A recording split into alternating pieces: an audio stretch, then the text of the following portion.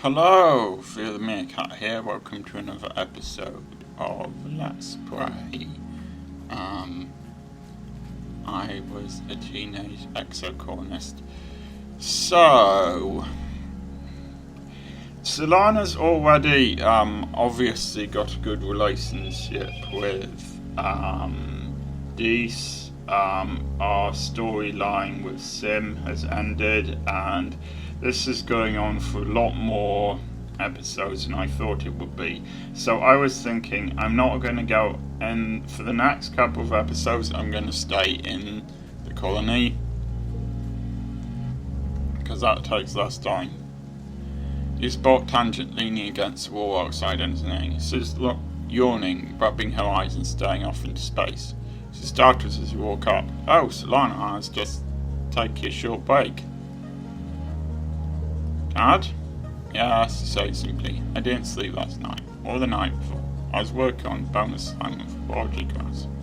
I haven't slept in 2 days. More like 3, she replies, then pauses for another jaw-cracking yawn. But as I've said, I'm tired. Even my enhanced body has limitations. You look at her quizzically. I don't need sleep as much as other people. It's the genetic what's it, she says, frugally. You know, a DNA enhancement. I guess even I forget to do it. I should set myself a reminder. Hello, add schedule, sleeping nightly, 23 for 3 hours. Hello, Palm emits a tone in response. Tangent nods sleepily. That should do it, she murmurs, her eyes are practically closed.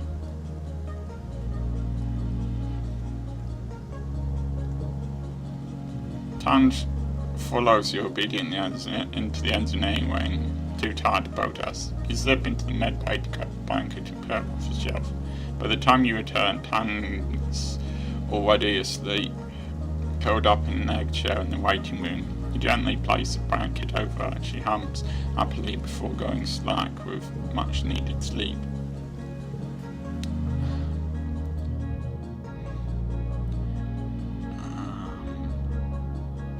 I want my persuasion to be higher though. So, I'm thinking I should probably just... I'm thinking I should probably just cut out all of these unless it's something like this, where there is only one of them.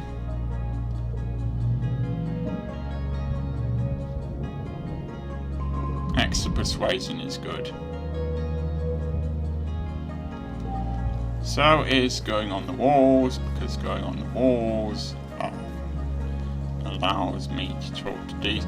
Plus, you know, I haven't gotten to talk to a lot of the new people recently, so yeah, we're doing pretty well with these. Most of the time you're alone up here, except for the occasional passing guard, but sometimes you're joined by Dees. Barely looks up to you as you flop down and kick your feet through the railing over the bridge. It looks like he's doodling on his horror pad. You see all sorts of plants, mushrooms, letter creases, or 2 main eyes or 2 main legs. As he selects them, plant samples at his side like artists, his paintbrushes laid out on a towel. He must be quite the junior botanist. He's not drawing plants right now though. You'd recognise Sim's long dark hair and his uncanny valley's face. Anywhere. Looking good, buddy. This shoots a shy smile. Thanks, he mumbles. Not very good at drawing him yet. Yeah, still. You like me, that's quite nice. Yeah, let's get rid of the 2s here.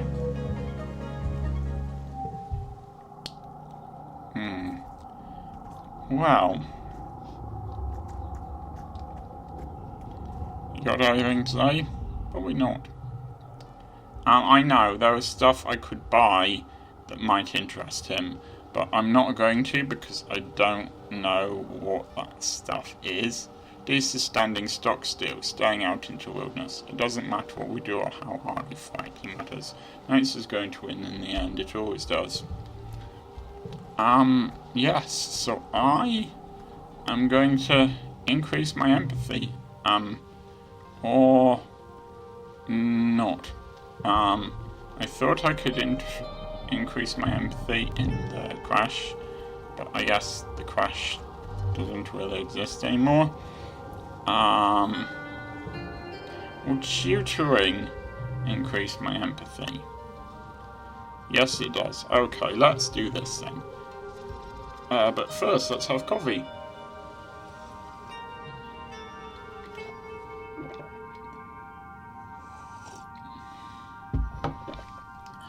You're reading some Earth novels with the kids when you come across the idiom, those who can't teach. Yeah, that's a really stupid saying, evidently created by people who think they're superior to teachers. I've had some weird ideas about teaching. You can't imagine saying that to one of your teachers. With such a small population, sharing noise is one of the most honourable things you can do in the colony. Yeah.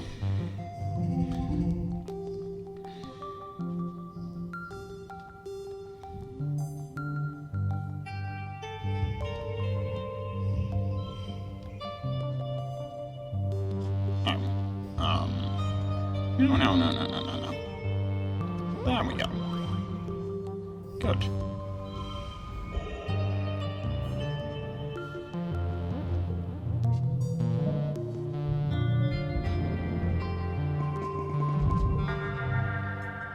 Yep. You're lying in bed, staring at the wormhole through your window when you hear a deep thump resonate through the ground. Then a second one quieter. The woven roof of your room quivers, unleashing a season's worth of fine-grained dust to shift through the air. See, I probably would have spent the entire... Yeah, never mind, cut that bit out. I'm back. Through your open window, you hear voices sounding the alarm. The annual offences was here, and leading the charge of two massive faceless. Yeah, let's try. You grab a plaster rifle and report to the front where a line of soldiers take up arms and is waiting for orders. The colony prepares to defend itself against the two building-scale faceless, as well as a teeming swarm of smaller Zeons that sieve towards you. Hold steady, orders security chief Rat. Keep the line. Now, Governor Lamb yells, running from the front gates to the front of the defensive line. He elbows Red out of the way and waves his arms wildly. Bring them closer, draw them in. Okay, I'd like to know where you're going with this. Red stops himself from shoving Lamb back, but just barely, you can tell. Are you serious? He retorts, we can't let them any further into the colony. We're going to find them on our territory, Lamb cries, raising his plaster rifle over his head with one hand. We'll have the walls, let's use them. We'll let them come inside and pick them off one by one. Yeah, I'm sorry, but this has never worked. What will happen is they will pick us off one by one. We can't pick off a faceless. Wet splatters from the sidelines. Lamb smiles manically. You can see the gleam of his teeth from here. I have a plan, he roars. Just follow my lead. And with that, he turns and begins to run towards the approaching animals, roaring taunts and firing wildly into the fray to draw them close. At a loss, motions for you all to fall back and let the animals approach. The area just outside the gates becomes a swirling melee of smaller Zeons and Plaza rifle fire, the two faceless lumbering slowly behind.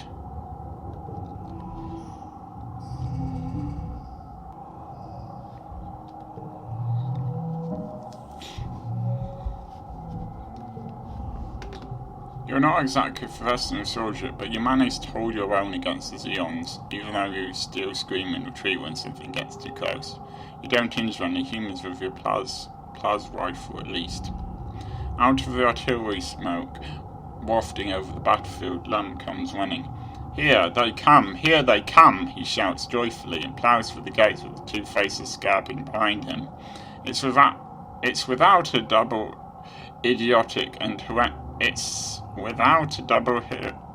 idiotic, and horrendously dangerous. You can't help it. You hit record on your hollow palm and film the enclosing cast. You catch a glimpse of Chief Rep putting his hand over his face and sighing. Yeah, it seems to me that Lum just likes battle too much. A squad of Helio soldiers takes up the charge and helps shepherd the faceless ones into the open area in the middle of the colony. You have horrible flashbacks the first time you saw the faceless inside these walls. They are pretty horrible looking creatures. From the looks on the faces of the other Stratos, you're not the only one. Then, you're all thrown to the ground by a tremendous explosion. Fire engulfs the centre square, roasting the two faces in an inferno that blasts the sweat from your pores. Rocks and chunks of dirt patter all around you with the occasional thunk of burning meshwood.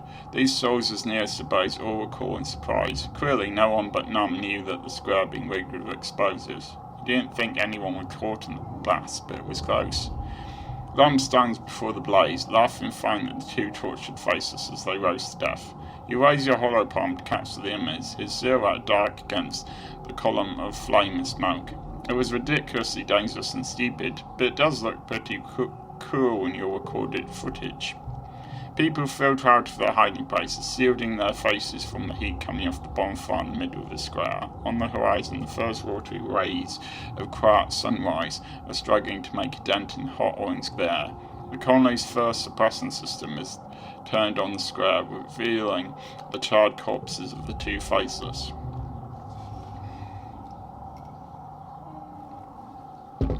Utopia walks by with a reclamation team, hauling an industrial plas cutter on a hover lift. Did he use the mining explosives? Utopia says in awe.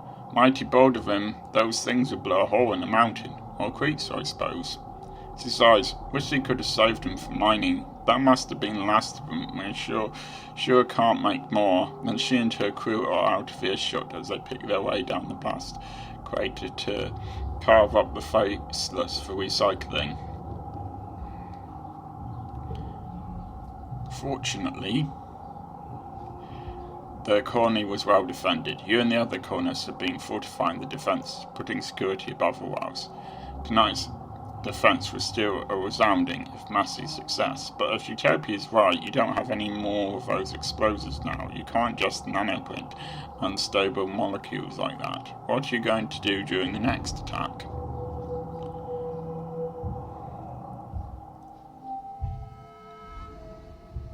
Okay, I think the characters' appearances change again, and I rather like them, actually. And we are getting to the last 3 years. Okay.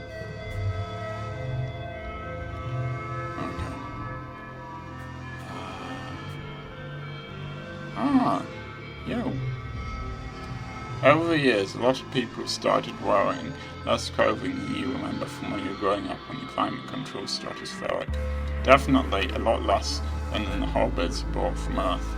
Rex, though. Rex is actually really acclimated to the Tumblr's hot, sultry weather. Alright, sorry, I guess I don't really have a choice. I'm not gonna do that, so... Dude, put a shirt on.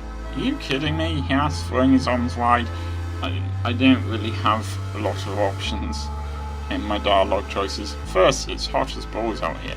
I work outdoors. And, oh, no jokes. I'd take off more if I could. Cranes his head up to sky. Second, I like the feeling of the sun on my skin. After 15 years in a sunless tube hurtling through space, I want to soak in as much as I can. It makes me feel right. Rex laughs and knocks himself into your shoulder. I think our bodies are meant to live this way. Don't even get me started about pants, bud. Yeah, I don't really want to know your opinions about pants, actually. I really don't.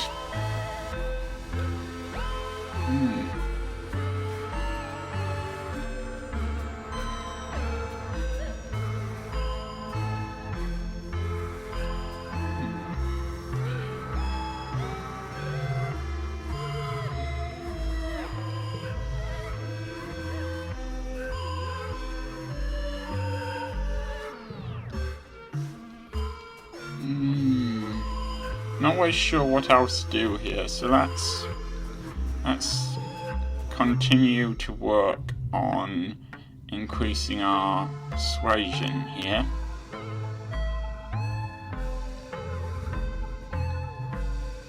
Yeah, I like Tangent like that. Tangent's favourite humanities subject is history, specifically memorising significant dates and names like who was in charge of what colony during what war. It's absolutely not even necessary, as allowed to look this information up at any time, but Tans loves to quiz herself on it all the same. Alright, let's just push through.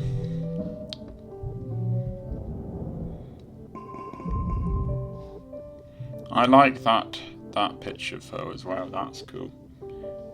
It's your 17th birthday, but it's not just your birthday. Quiet is a time of new growth, a celebration of life and hope, not just for this year, but for humanity's presence on Vortumna for years to come. You and your friends are the symbol of that hope. Quite literally, you are the future of humanity. As you're all beginning to take your places as adults in the colony, the council has decided for a party in your honour, the Vortumnan Youth Ball. Mars has organised it, of course. You get an embossed invite on wheelpaper slipped under your door. Party all night long. You slip into some party clothes and head over to Lounge Survey. Well, yourselves, and yourself specifically, it is your birthday, after all. The lounge is all decked out. The decorations look expensive. Must have taken a lot of nano printer threads. Your friends are transformed too. Everyone is dressed up and looking like the young adults you're becoming. You can hardly recognise some of them. Mars catches your eye and waves, her bangles jingling joyfully. She looks like a model from a Hollow Mags. Every inch of her primed, painted and perfumed. Solana, happy birthday. I'm glad you could make it, she says, over the steady thump of the music. Drinks are over there, make your song request a congruence, and take off your shoes. You look down at your boots, then back up at Mars skeptically. She rolls her eyes and does a little bounce. Sock hop, just like Earth, duh. At the refreshment table, Carrots stuff his face for party food, and Rex shoves 2 glasses of pints in her hands. Gotta stay hydrated, he says, pouring himself another glass. We'll be sweating it out one way or another. He winks at you. Don't let them fool you. Tangent mutters, join you.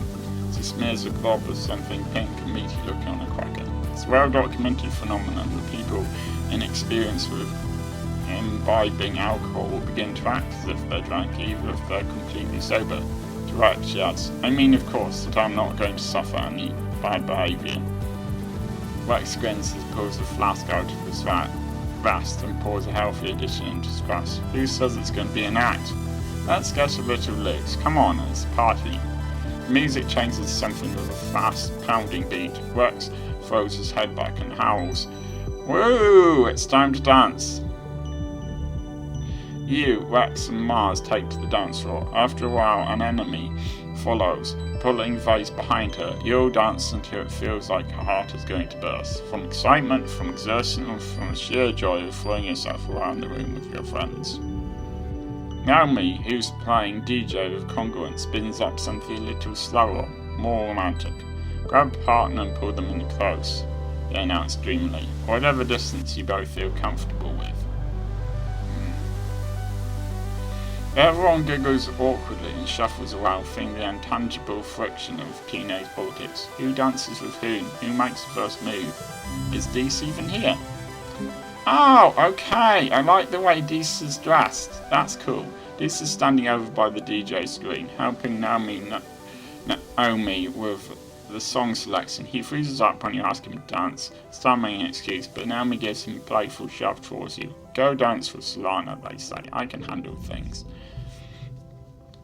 Dancing with Deese is a bit of a disaster. Neither of you knows where to put your hands, and despite spending the entire song looking at his feet, Deese still manages to step on yours. He holds you rigid-armed and rocks back and forth mechanically until the song mercifully comes to an end.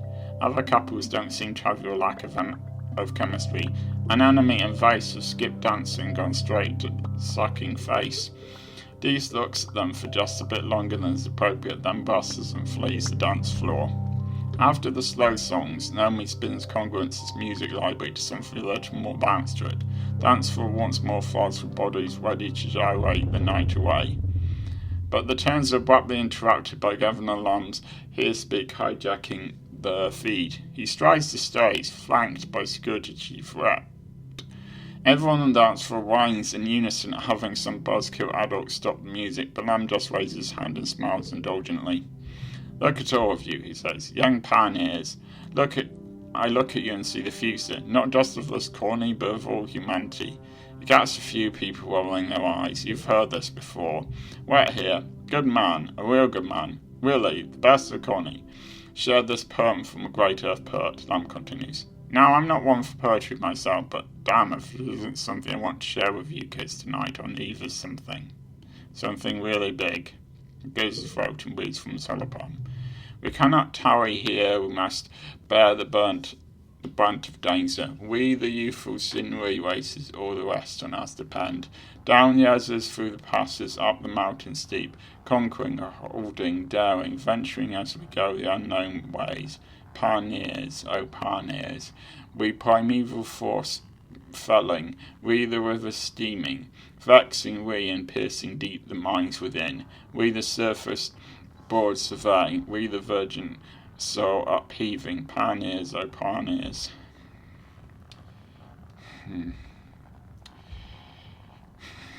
Silently mouth the word boring. Right looks a little pained, but Lamb continues. What do you think that poem means, kids? He asks. Does it mean we should sit here in our colony politely waiting for this planet to make its space for us? He glances his fist evocatively in the air. No, he exclaims. It means we need to get out there. We need to grab Autumna by the balls and make it respect us. Yeah, that's a bad idea. He points to you specifically. I need you, the next generation, to lead the charge. This is your planet, and you're old enough now to defend it. I'm asking all eligible fighters to join squads massing at expeditions. We get out there and attack those monsters where they live. We're taking the fight to them, no more hiding behind your walls. To your left, Vase and Anamri lead the cheering that erupts. Yeah, this is not a good idea. Lamb will leave, and the music spins back up again, but only a few die-hard party girls still want to dance. Everyone has broken small groups to discuss the announcement. You are angry. As well you should be. This is bullshit, Cal exclaims, causing a few heads to turn. Yes, it is. You're not even going to try to figure out why the animals are attacking us. They're just going to kill, kill, kill. He waves his arms over his head. Aren't we supposed to be better than that? These clearly agree, though, much more quietly. They don't even know what's going on out there, he mutters. They have no idea what they're up against. The party fizzles out as everyone drifts away from the lounge. You return to find your dad stayed up to make sure you got home safe. He's never done that before. You've always been told the colony was safe. Now you see his sad eyes, and you know that time is over. Yep, we are gonna do exactly what our ancestors did. That meant that we had to create this colony in the first place. Oh well. Anyway, this is a good time to end the episode. I will see you next time.